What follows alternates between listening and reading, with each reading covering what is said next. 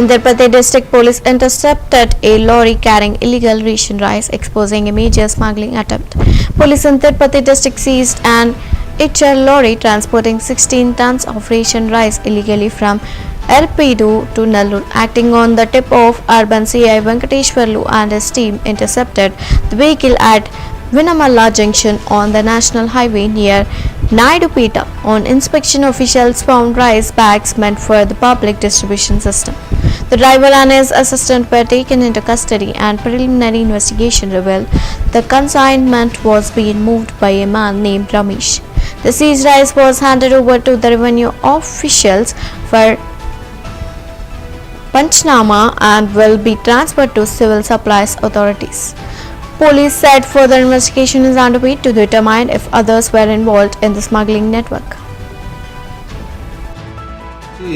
నెల్లూరు వైపుగా ఒక PDS load తోటి హెచ్ఆర్ వెహికల్ వెళ్తుందని చెప్పేసి మాకు సమాచారం వచ్చింది.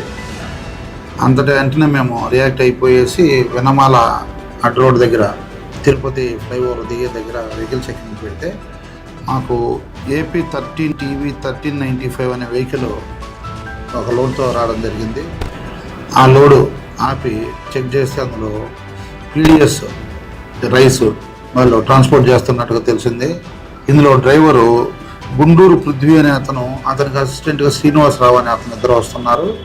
వీళ్ళకి ఏపీఎస్ఆర్టీసీ బస్టాండ్ ఏర్పేడు వెనకాల వైపు నుంచి ఈ బండిలో తాళాలు పెట్టేసి ఆ బండిని తీసుకొని వెళ్ళి నెల్లూరు దగ్గర వేరే వాళ్ళు వచ్చి తీసుకుంటారు. ఆ ప్లేస్ చెప్తాము, అక్కడికి తీసుకెళ్ళమని చెప్తారు.